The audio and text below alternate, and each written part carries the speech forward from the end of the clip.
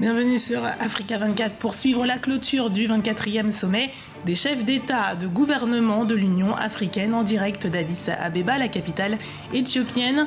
Un événement placé sous le signe de l'émancipation des femmes à travers l'agenda 2063. Au cours de nos précédentes éditions, vous avez pu assister à la cérémonie d'ouverture où se sont succédés à la tribune de l'Union africaine Nkosazana Dlamini Zuma, la présidente de la Commission africaine, le président mauritanien Mohamed Ould Abdelaziz, alors encore président en exercice de l'Union africaine. D'autres invités internationaux étaient présents, comme le secrétaire général des Nations Unies Ban Ki-moon ou encore le président de l'autorité palestinienne Mahmoud Abbas. Tous ont placé la sécurité, l'unité ou encore la lutte contre le virus Ebola au centre de leur discours. Des sujets que nous allons aborder avec notre invité Malik Acher, journaliste. Enchanté, bonjour. Et notre éditorialiste Alfred Chango. Bonjour, Kessie. Merci messieurs d'être avec nous. Alors nous parlerons évidemment des thèmes prépondérants de Boko Haram et de l'agenda 2063 dans les deuxième et troisième parties de cette édition spéciale. Mais d'abord, commençons par le sujet lui-même. On en parle juste après ce sujet de Aminata Jack. Le sommet des chefs d'État et de gouvernement du continent africain se poursuit ce samedi 31 janvier à Addis Abeba en Éthiopie. Lors de la cérémonie d'ouverture ce vendredi, les différents discours prononcés par les dirigeants étaient en faveur d'une politique commune pour le renforcement de la paix et la sécurité sur le continent. Dans son allocution, l'ancien président en exercice de l'Union africaine, Mohamed Ould Abdelaziz, a notamment rappelé la nécessité de mettre en place une stratégie commune pour lutter contre le terrorisme. Notre continent est face à plusieurs défis, particulièrement dans le secteur de la paix et de la sécurité, à cause de l'ampleur que prennent le terrorisme, l'extrémisme et les trafics de toutes sortes. Plusieurs facteurs ont contribué à cette situation sécuritaire précaire dans certaines régions du continent. Nous pouvons citer par exemple la crise économique, les conflits socioculturels, le chômage. Le terrorisme est une question internationale. Il va donc falloir coordonner nos forces, mettre en place une coopération efficace entre les pays africains pour assurer un climat de paix. Le président mauritanien a également plaidé pour l'implication de tous les pays africains dans la résolution des conflits, notamment en Libye ou encore au Soudan. Le conflit entre les deux Soudans nous concerne tous. Il en va de même pour la situation en Libye. Nous devons faire en sorte qu'un accord soit signé pour faire régner la stabilité dans ce pays. Au Nigeria, Boko Haram continue ses massacres.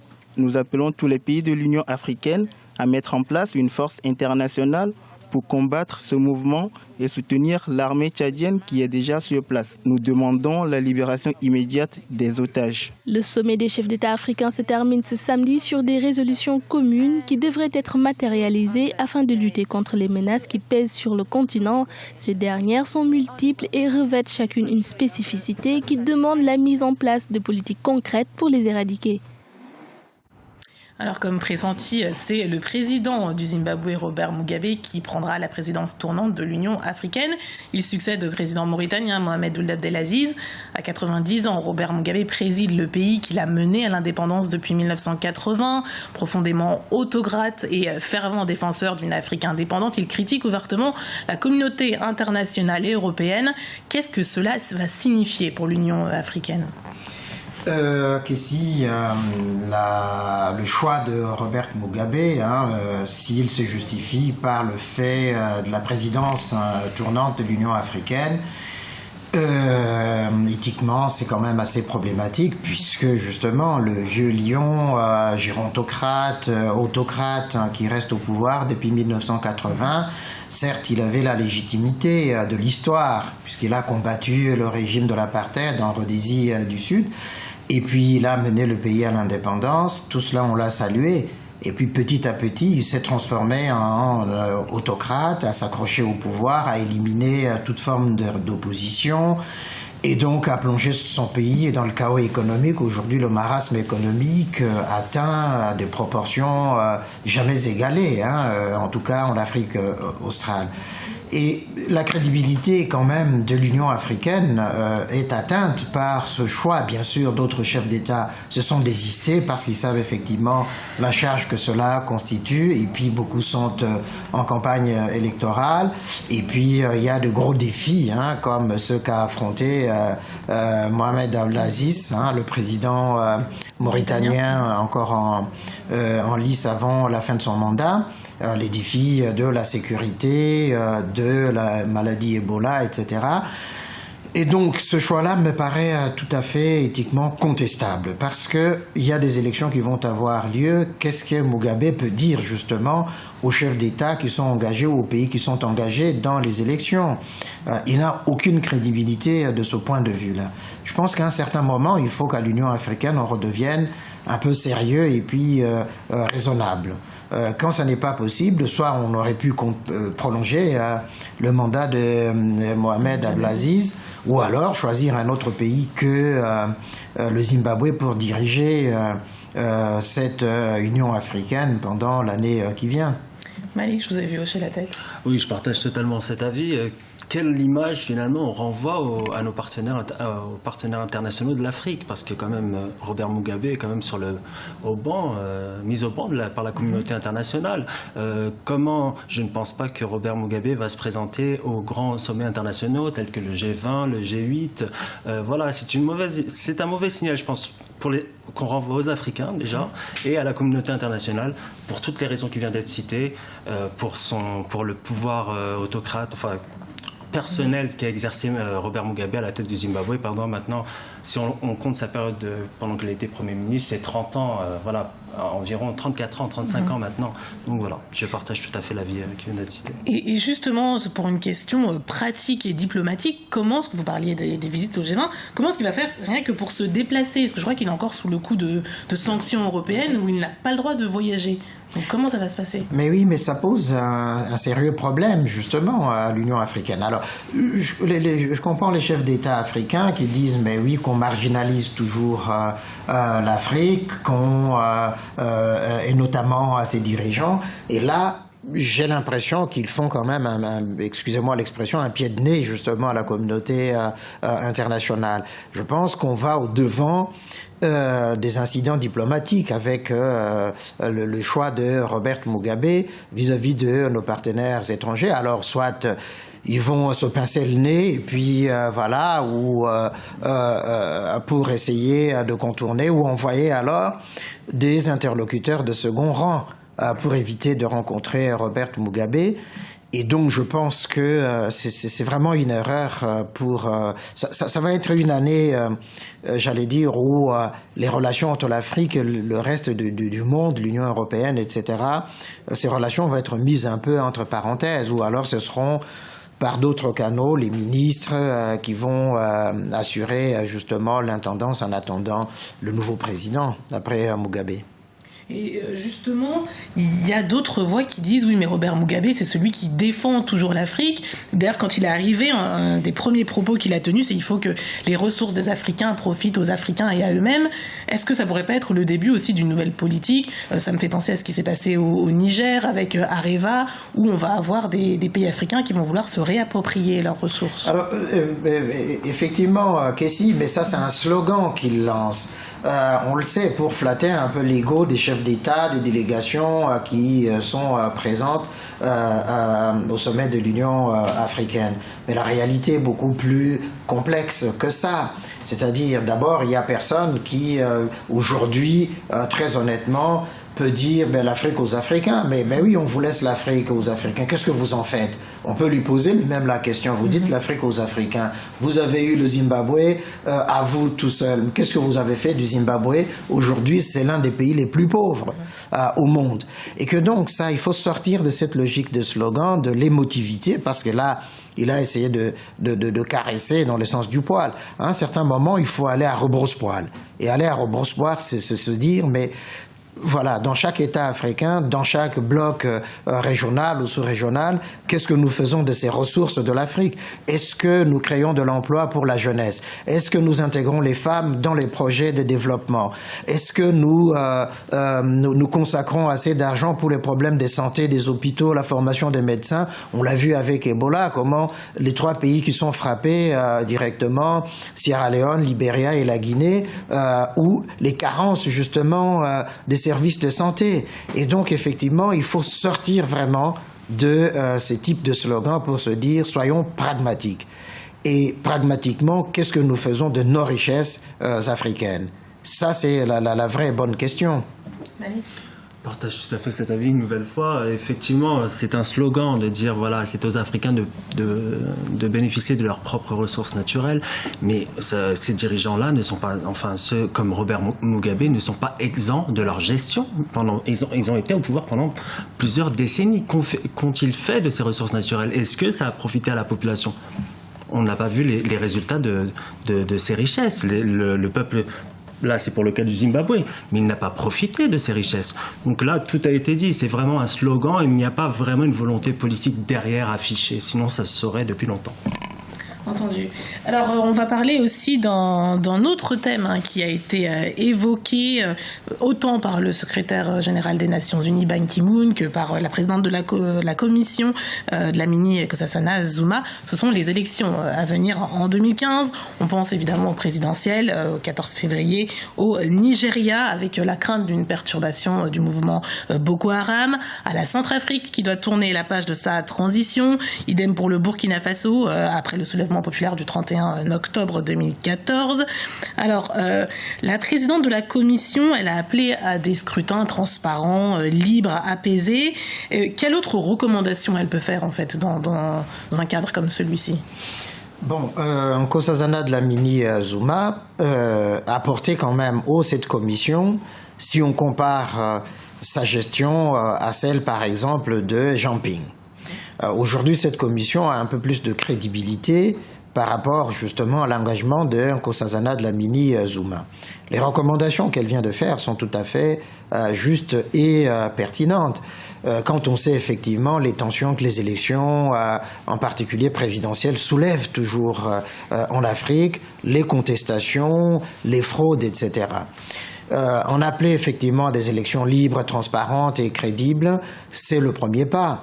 Le deuxième, c'est de mettre les moyens pour que les observateurs qui seront sur le terrain puissent garantir effectivement cette transparence et puis cette équité dans le traitement des votes. Et surtout, dans l'équité, dans la manière de mener la campagne électorale, puisque souvent les pouvoirs en place profitent justement du fait qu'ils sont au pouvoir pour empêcher les oppositions d'accéder aux médias publics, aux médias officiels. Donc, et puis permettre la liberté de circulation de ces oppositions pour mener leur campagne à travers tous les pays et comme ça être sûr qu'au moment des élections de vote, les choses vont se passer dans la justesse. Et ensuite, assurer quand même les contentieux qui peuvent surgir après les votes et être prête justement à intervenir au cas où ça tournerait au vinaigre, comme on l'a vu il n'y a pas longtemps en Côte d'Ivoire. Donc,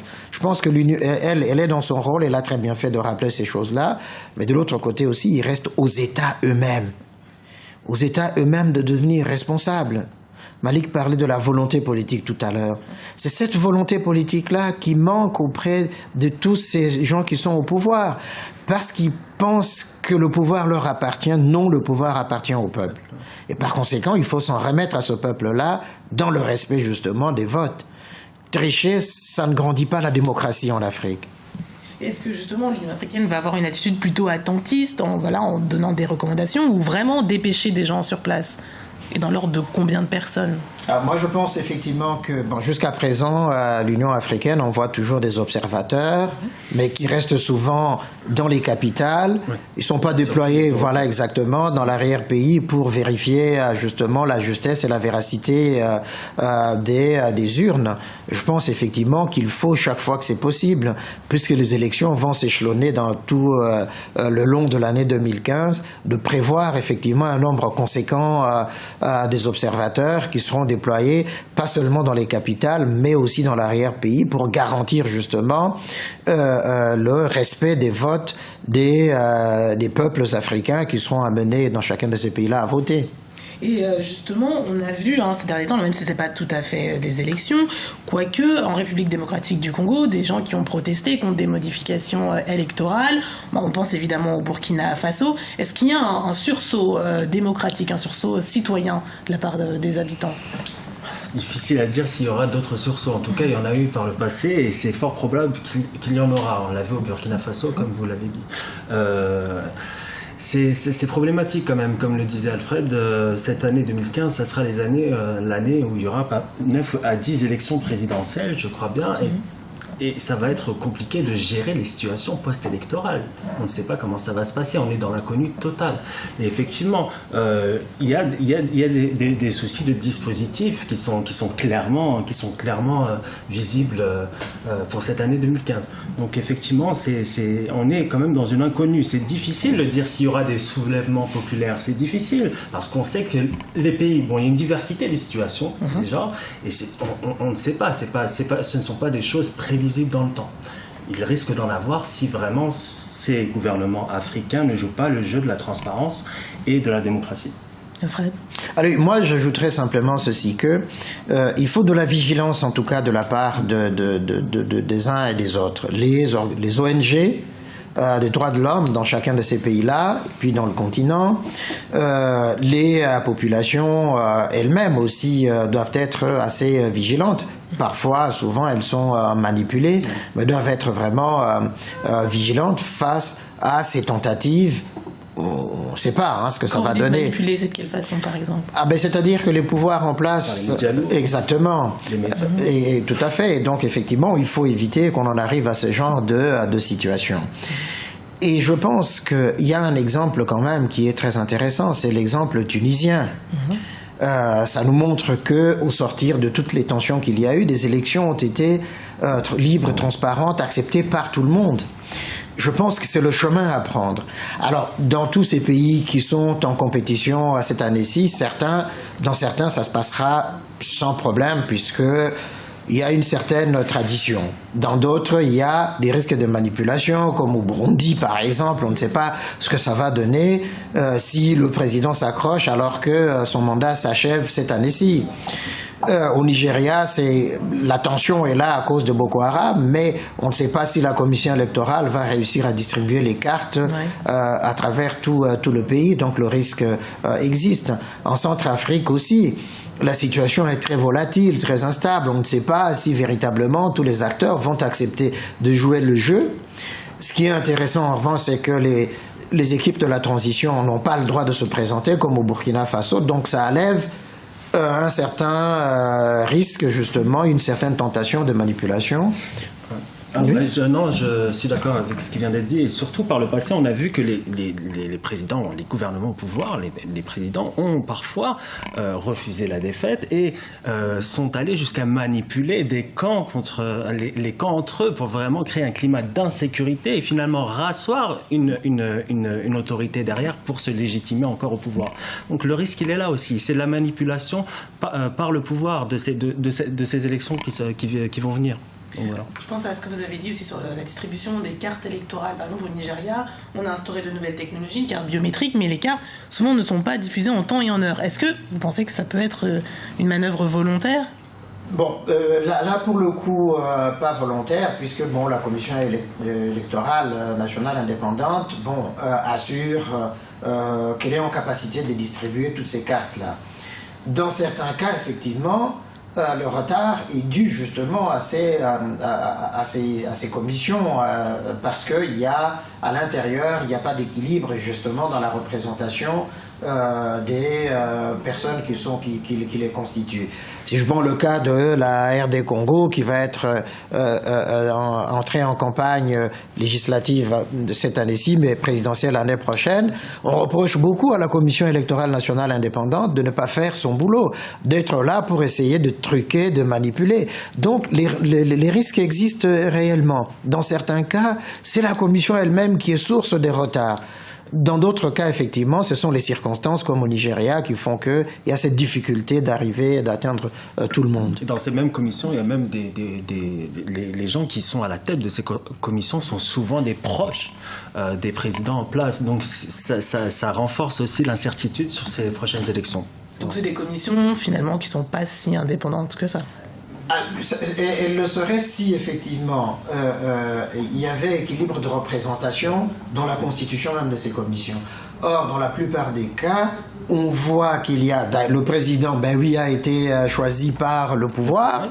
Ensuite, on vous dira, bon, les partis, l'opposition a droit à autant de représentants, mais quand on regarde, au bout du compte, c'est le pouvoir en place qui est majoritaire dans ces commissions. Donc, ça frappe des suspicions, la neutralité, l'objectivité, l'impartialité de ces commissions-là.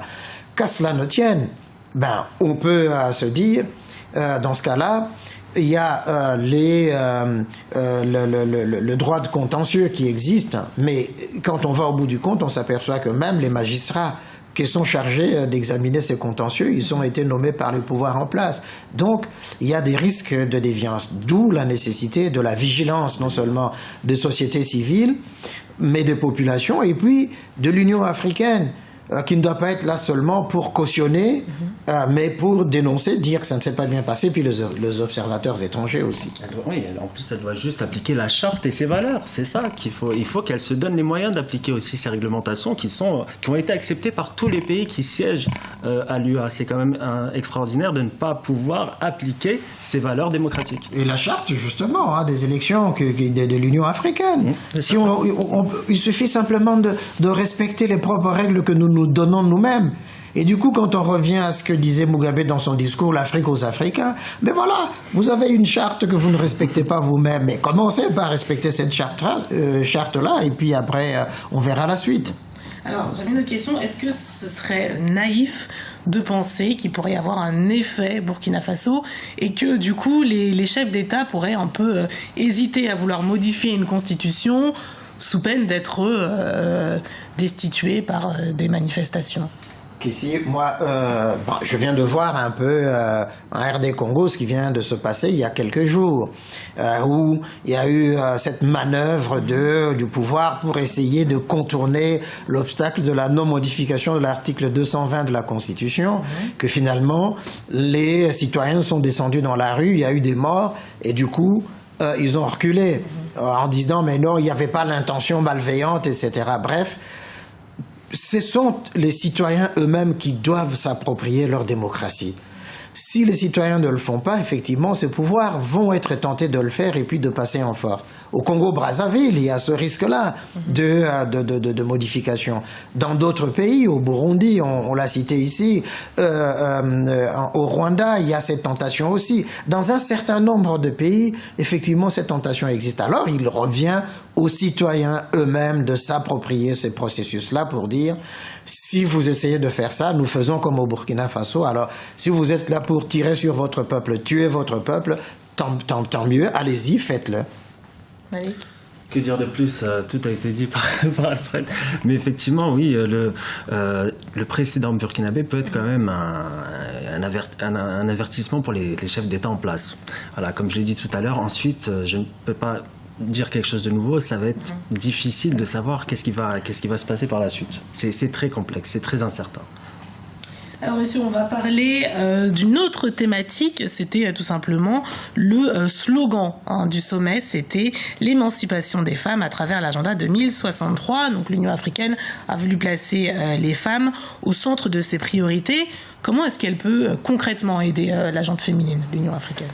C'est une vaste question, Kessie, mais c'est déjà bien de prendre conscience effectivement que les femmes constituent une force de frappe au point de vue économique, au point de vue commercial, et que donc si on les intégrait réellement, non seulement dans le processus de décision, de prise de décision, mais dans l'exécution, dans l'accomplissement d'un certain nombre de programmes de développement, de programmes économiques, etc., elles peuvent contribuer réellement au développement de l'Afrique. Mais ça passe par plusieurs choses, non seulement par la formation, par l'école, voilà l'éducation, par la mise en place aussi des mécanismes de financement des projets d'entrepreneuriat pour les accompagner, mais aussi par la reconnaissance au fond de leur expertise, de leur capacité justement, non seulement dans les conflits par exemple, à régler ces questions par une autre manière, par une autre approche, et par l'encouragement justement et par des campagnes pour leur promotion. Sans cela, effectivement, ça restera un slogan tout simplement creux. On se donne bonne conscience au détour d'une conférence, et puis après, on oublie. Si on ne le fait pas, regardez, même au niveau, par exemple, des chefs d'État en Afrique, il y a combien de femmes comme chefs d'État en Afrique? Vous voyez, ça passe par là aussi. Dans les partis politiques, combien de femmes sont intégrées dans les partis politiques? C'est dans toutes ces structures-là qu'il faut effectivement qu'on fasse place justement aux femmes africaines, parce qu'elles ont des compétences, elles ont des capacités. Alors, il ne s'agit pas de leur faire une faveur. Les places, ça s'arrache naturellement. Mais puisque nos sociétés ont souvent fonctionné de cette manière-là, il est normal que les pouvoirs aussi puissent dire, mais voilà, nous réservons quand même un certain nombre de places où...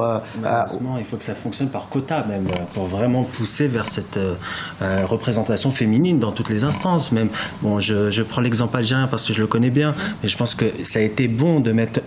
C'est un quota, bon, je ne suis pas trop pour la politique des quotas, mais pour impulser un mouvement, il faut toujours impulser, il faut avoir une initiative. Voilà, avoir 30% de femmes dans une assemblée nationale, c'est très bien. Mais effectivement, je pense aussi qu'il faut qu'il y ait des contraintes juridiques au niveau de l'UA pour imposer la femme, pour que son statut soit valorisé. Parce que la femme, il faut le dire, il ne faut pas avoir peur des mots, est considérée dans pas mal de pays comme un citoyen de seconde zone. Et ça, c'est inacceptable. Et comme l'a dit Alfred, c'est l'éducation aussi qui pourra lui permettre d'accéder à des hautes responsabilités. Et je pense que c'est un mouvement qui se fera. Mais il faut aussi avoir des contraintes juridiques au niveau de l'UA. Et l'UA doit impulser ce mouvement-là. Alors justement, on parlait de l'éducation. Alors, on compte que 66% des filles ont pu terminer l'éducation primaire en Afrique subsaharienne, contre 92% des filles en Afrique du Nord et au Moyen-Orient. Pourquoi est-ce qu'il y a cette différence? Mais la différence, c'est que... alors, moi, je dirais d'abord, il y a des politiques au niveau de l'Afrique du Nord qui sont assez dynamiques dans ce sens-là. Et puis, l'avantage de l'Afrique du Nord aussi, c'est la proximité avec l'Europe, la Méditerranée. Donc, il y a des influences multiples qui jouent pour permettre justement qu'on puisse pousser justement à l'éducation des jeunes filles. Et puis, il y a cette prise de conscience aussi des femmes elles-mêmes et puis des pouvoirs en place. Donc, c'est une bonne chose. Alors, en Afrique subsaharienne, c'est très compliqué, justement, même si les pouvoirs prennent conscience, mais il y a des contraintes telles qui font que, on considère que les jeunes filles, au bout d'un certain temps, se marier, etc. Et donc, les familles elles-mêmes doivent aussi être entraînées dans cette logique-là, justement, d'éducation. Parce qu'au fond, dans les campagnes, par exemple, on se dit, mais une fille qui va à l'école, c'est de la main-d'œuvre de moins pour la famille, pour aller travailler dans les champs, et puis après, le mariage, etc. Donc, il faut sortir de cette logique-là et encourager de plus en plus. Et puis, l'accès aussi à l'école, c'est problématique. Les lieux où sont installés les infrastructures scolaires et les familles, ça nécessite dans beaucoup de pays africains, au sud du Sahara, des déplacements importants. Et donc, pour certaines familles, tant qu'à faire, mieux vaut qu'elles restent. Et puis après, au bout d'un moment, elles vont travailler au champ et puis elles vont se marier. Et puis c'est fini. Donc il faut encourager... Il faut même une révolution des mentalités. Absolument. C'est des mentalités qui sont responsables de ce problème concernant les femmes. Mais pour en revenir rapidement au taux d'alphabétisation en Afrique du Nord, je peux prendre l'exemple de l'Algérie, mais c'est valable aussi pour le Maroc et la Tunisie. Au moment des indépendances, le taux d'analphabétisation était de 90%. Et c'est par ces politiques-là dynamiques qui a permis, en mettant la gratuité pour tout le monde, en incitant les populations rurales à scolariser les filles. C'est grâce à ces politiques-là qu'on est parvenu à un taux, justement, dont vous faisiez référence, de 85-90% aujourd'hui. Donc, effectivement, c'est de la volonté politique des États. Voilà, ça relève de cela. Et en même temps, on a l'impression que les femmes en Afrique sont quand même plus présentes sur le marché du travail en pourcentage que dans d'autres régions du monde. Par exemple, j'avais lu que 28% des femmes au Ghana avaient lancé leur propre entreprise, alors que c'était 10% aux États-Unis et 3% en France. Et c'était des tendances qu'on pouvait retrouver au Nigeria ou en Zambie. Donc, qu'est-ce qui expliquerait en même temps cet engouement pour l'auto-entrepreneuriat? Alors, ce sont des politiques assez volontaristes, des pouvoirs dans ces pays-là, mais aussi parce que ces femmes ont des modèles. Si des femmes assez dynamiques qui ont toujours une tradition des affaires. Alors, pas seulement au Ghana, mais on allait au Togo avec les Nana Bins, etc., il y avait cet esprit-là. Et puis, exactement.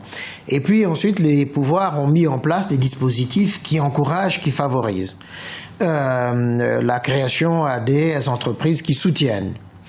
Donc ça fait que dans ces pays-là, j'allais dire dans les pays anglophones, une fois de plus, où il y a beaucoup plus de pragmatisme que dans les pays francophones un tout petit peu, donc enfin anecdotiquement comme ça. Donc il y a cet encouragement qui fait effectivement que les femmes se retrouvent là-dedans, il y a des encouragements. Et puis, elles voient aussi des modèles.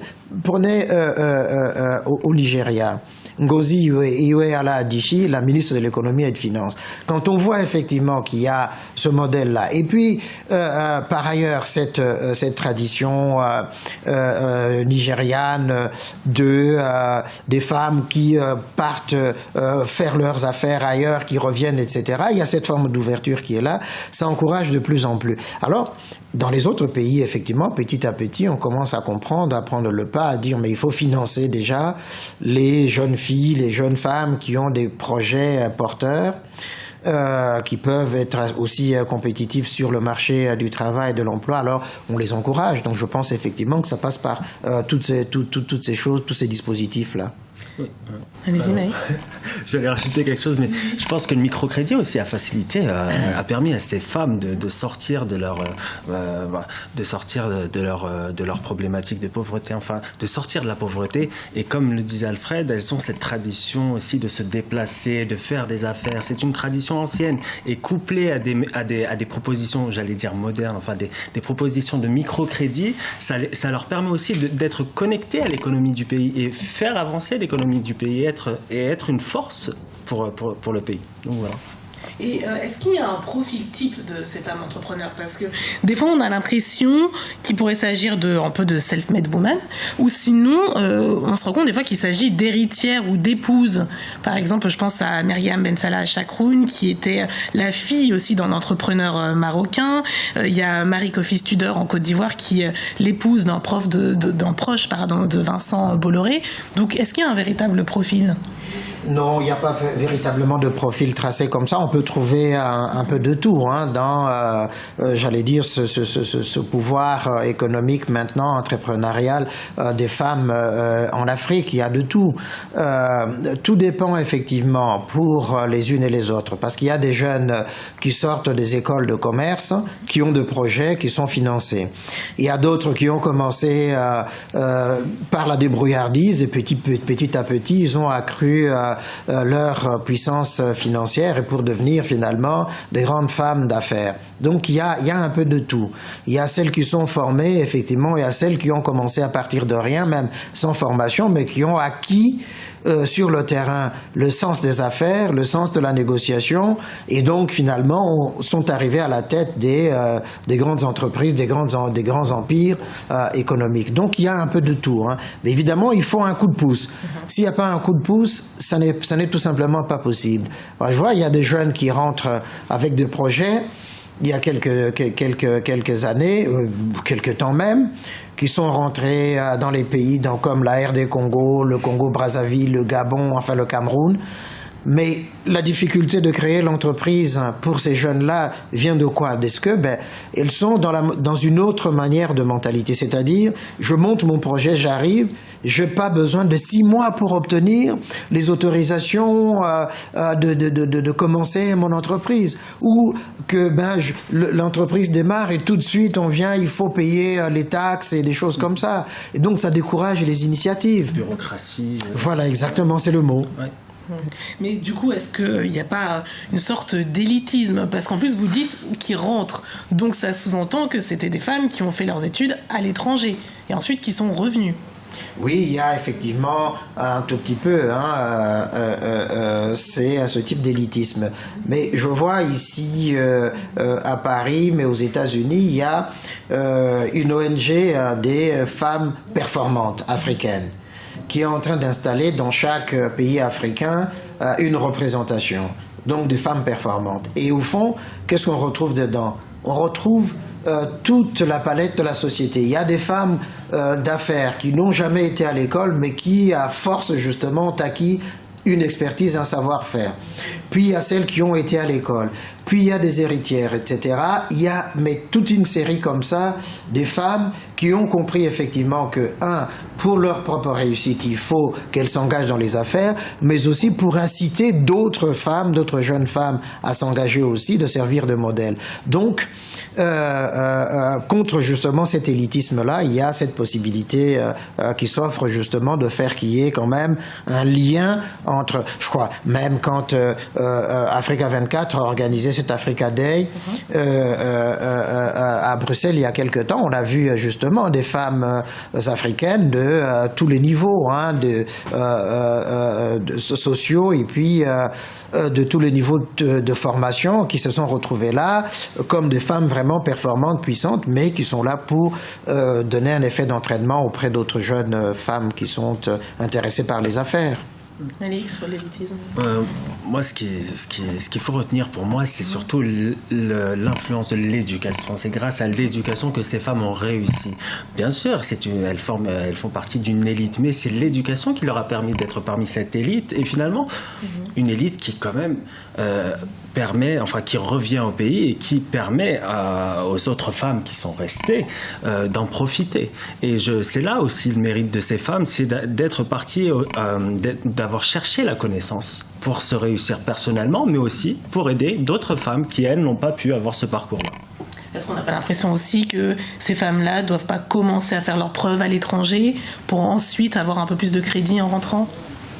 C'est fort possible, effectivement, mais même à l'étranger aussi, elles rencontrent beaucoup de difficultés avant de s'affirmer, d'émerger, et que donc on n'a rien sans peine. C'est l'effort qui paye. L'éducation, là aussi, c'est l'effort, la persévérance, et ensuite, il faut des coups de pouce pour financer les projets, et que donc elles ne doivent pas rougir d'avoir fait des études, d'avoir réussi à l'étranger ou d'avoir commencé et puis de retourner dans leurs pays respectifs pour commencer et impulser des dynamiques d'entrepreneuriat. Non, mais il faut vraiment encourager cela. Alors c'est sûr qu'elles n'ont pas à rougir, mais du coup, est-ce qu'elles auraient eu le même crédit si elles n'avaient pas eu une expérience à l'étranger? Est-ce que les entrepreneurs, une fois sur place, leur auraient donné leur chance? Ça, c'est une question effectivement qui se pose parce que là encore, c'est pour lutter un peu contre les mentalités. En réalité, effectivement, nos sociétés africaines, dans tous nos pays, sont des sociétés d'hommes. Qui ont été faites pour les hommes. Patriarcal. Exactement. Et donc, pour laisser la place effectivement aux femmes, c'est compliqué, c'est problématique. C'est un phénomène qui est assez récent, qui n'a pas 50 ans. Donc, progressivement, on a fini par reconnaître, par accepter. Et donc, je pense effectivement qu'il faut là aussi que les mentalités évoluent. Je pourrais raconter une anecdote ici. J'ai une nièce qui termine ses études de droit ici, des affaires, qui est embauchée dans un cabinet ici. Puis le cabinet se dit, nous avons des affaires dans un pays africain que je ne citerai pas. Et donc, vous allez aller négocier ce dossier là-bas parce que vous êtes africaine et puis peut-être ça va mieux passer. Dès qu'elle arrive à l'aéroport, le comité d'accueil qui était venu attendre, on voit « Ah, mais c'est notre fille qui arrive ici !» Et donc, du coup, c'était comme ça. Alors, à la fin, elle leur a dit, mais écoutez, moi, je suis effectivement votre fille.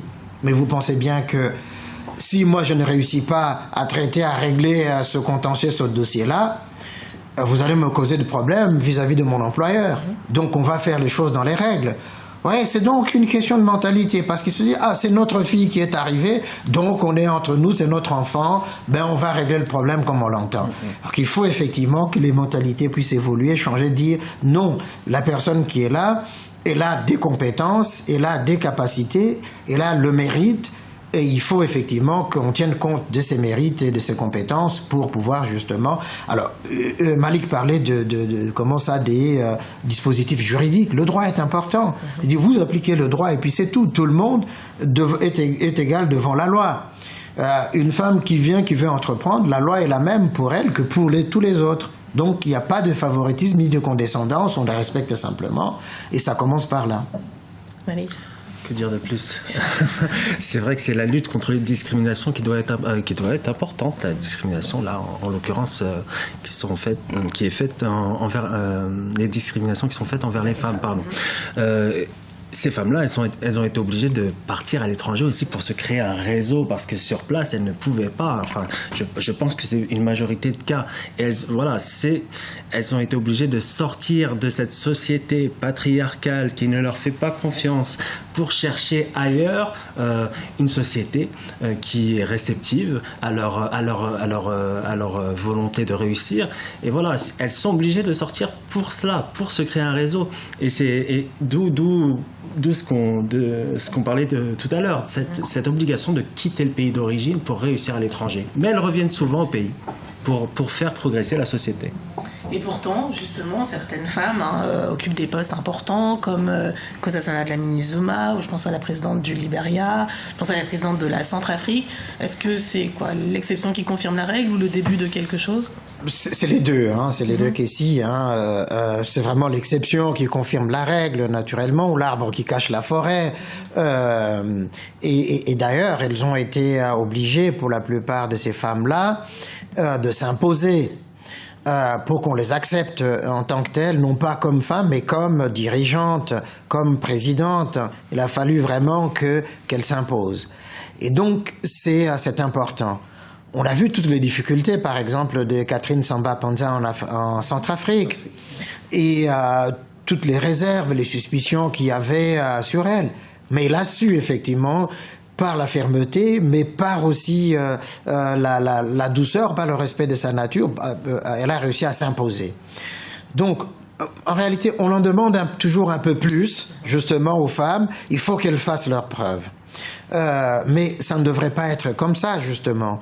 Et donc, il faut là encore l'évolution des mentalités pour dire les femmes sont comme les hommes, compétentes, ont fait les mêmes études. Il n'y a pas d'études réservées aux femmes et des études réservées aux hommes. Et donc, à l'étranger, quand elles partent, effectivement, elles se retrouvent en compétition avec tout le monde. Et quand elles rentrent dans nos pays, là encore, la compétition est beaucoup plus rude, mais avec en plus les mentalités qui font que on leur fait pas confiance, on va pas leur faire de la place, et donc elles doivent se battre aussi pour ça. Mais le crédit qu'elles ont effectivement, c'est d'avoir su réussir à l'étranger et en même temps d'avoir su se créer des réseaux et puis de revenir et à partir de là d'impulser des dynamiques. Oui.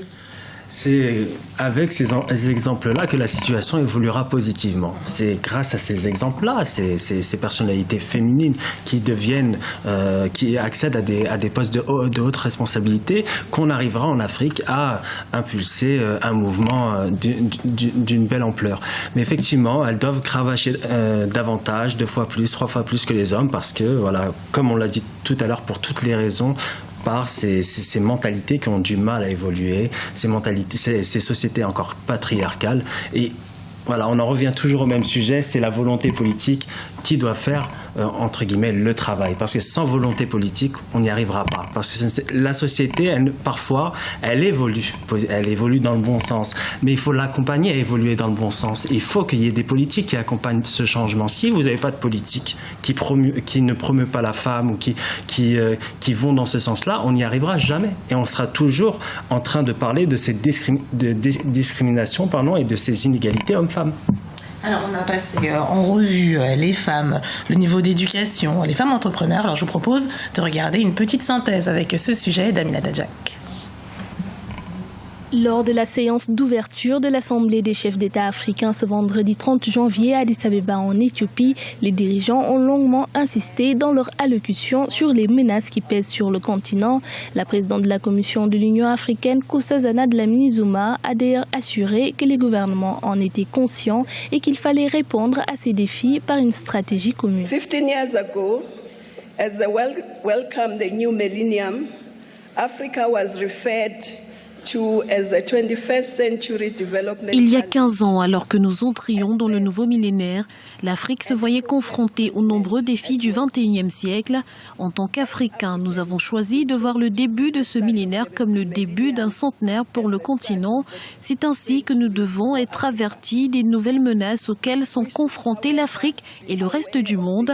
Terrorisme, insécurité, changement climatique, alors que les pays de l'Est, le Mozambique, le Malawi et la Zambie viennent d'être frappés par de violentes inondations. Nous regrettons les pertes humaines et les destructions dans ces États, mais ces catastrophes soulignent l'urgence des défis liés au changement climatique.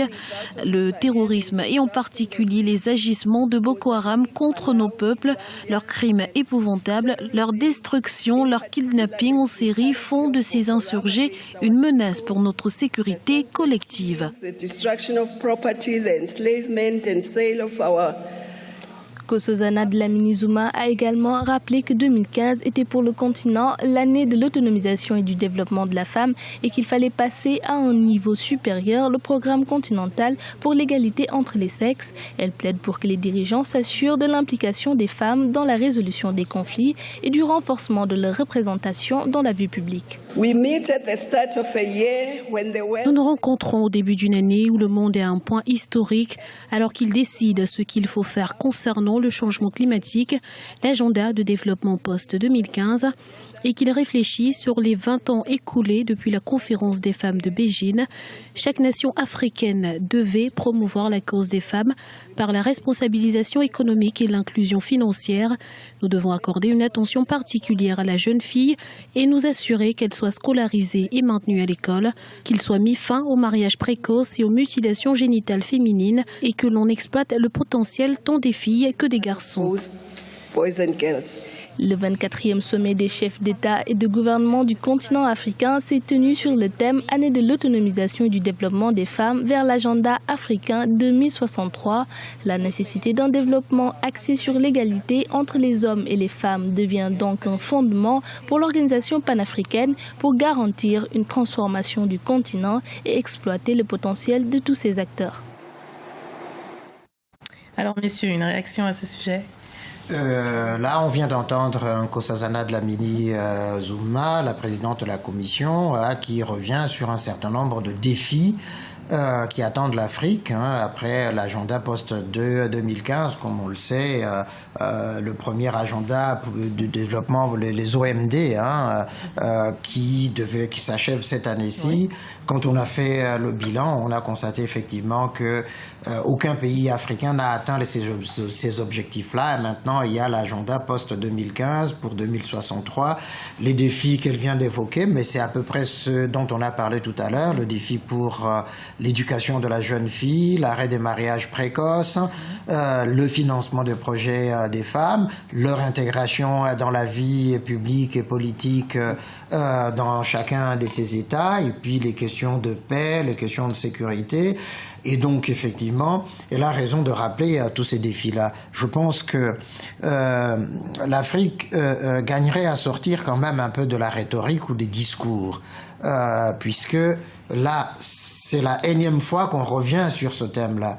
Ça devient un peu presque du rabâchage. Alors à ce moment, il faut passer très concrètement aux actes, aux actions, mettre les moyens pour que justement on atteigne ces objectifs. Il ne faut pas qu'on arrive en 2063 et recommencer encore à dire mais voilà, on a perdu du temps, on n'a pas réussi à assurer la promotion des femmes, de la jeune fille, on n'a pas su les intégrer dans la politique, on ne les a pas intégrés dans la gestion des crises qui secouent l'Afrique, on n'a pas réussi à assurer un grand nombre de scolarisation des jeunes filles, etc.